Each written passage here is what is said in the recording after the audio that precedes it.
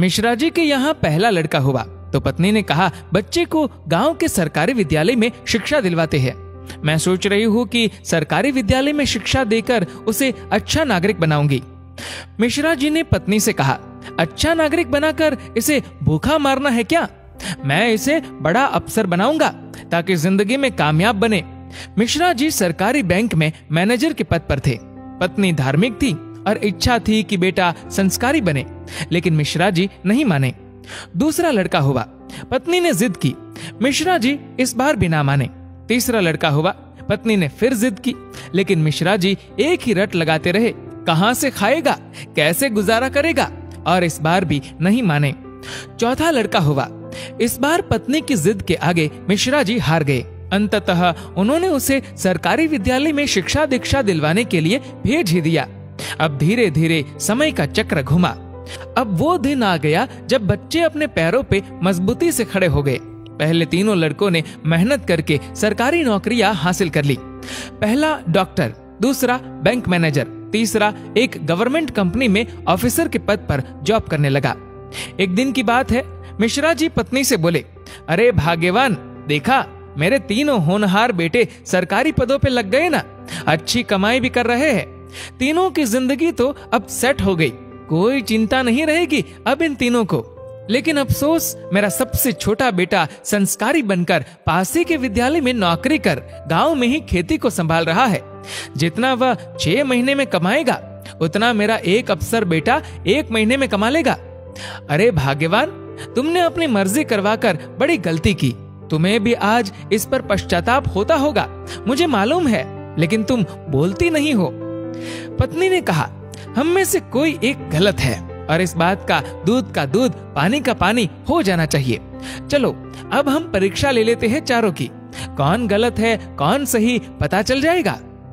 दूसरे दिन शाम के वक्त पत्नी बाल बिखरा अपनी साड़ी का पल्लू फाड़कर और चेहरे पर 1-2 नाखून के निशान मारकर आंगन में बैठ गई और पतिदेव को अंदर कमरे में छिपा दिया।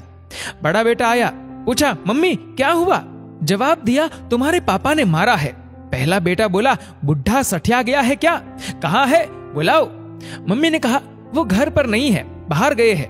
पहला बेटा बोला, आए तो मुझे बुला लेना, मैं कमरे में हूँ, मेरा खाना निकाल दो, मुझे भूख लगी है। ये कहकर कमरे में चला गया। दूसरा बेटा आया, पूछा तो मम्मी ने वही जवाब दिया। दूसरा बेटा बोला, क्या पगला गए हैं इस बुढ़ापे में? उनसे कहना चुपचाप अपनी बची कुची जिंदगी गुजार ले। आए तो मुझे बुला लेना, और मैं खाना खाकर आया हूँ, सोना है मुझे। अगर आए तो मुझे अभी मत जगाना, सुबह खबर लेता हूँ उनकी। ये कहकर वो भी अपने कमरे में चला गया। तीसरा बेटा आया, वजह पता चलते ही वो तो आग बबूला हो गया।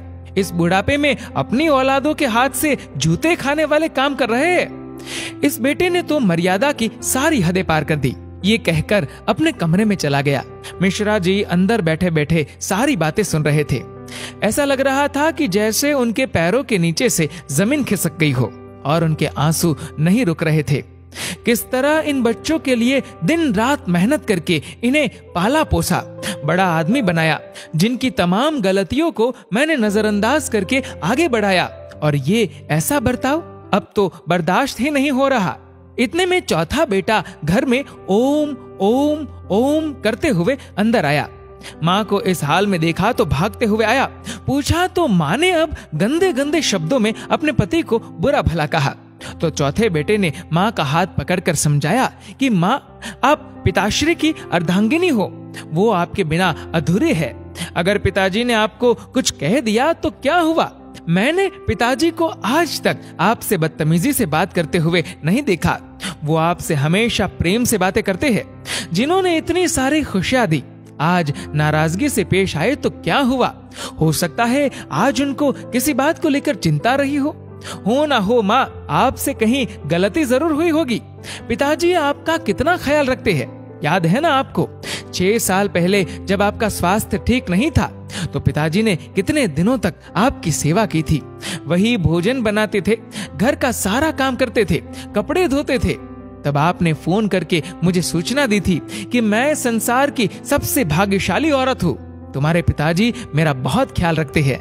इतना सुनते ही माँ बेटे को गले लगाकर फफक फफक कर रोने लगी। मिश्रा जी आंखों में आंसू लिए सामने खड़े थे। अब बताइए, क्या कहेंगे आप मेरे फैसले पर? पत्नी ने मिश्रा जी से पूछा। मिश्रा जी ने तुरंत अपने बेटे को गले लगा लिया। मिश्रा जी की धर्म पत्नी ने कहा, यह शिक्षा इंग्लिश मीडियम स्कूलों में नहीं दी जाती। ये शिक्षा तो परिवार के व्यवहार व संस्कारों से मिलती है। अब मिश्रा जी को एहसास हुआ, जिन बच्चों पर लाखों खर्च करके डिग्रियां दिलाई, वे सब तो नकली निकले। जीवन का अंतिम समय कैसे व्यतीत होगा, इसका फैसला आपका धन नहीं, बल्कि आपके द्वारा किए गए व्यवहार और दिए हुए संस्कार तय करेंगे।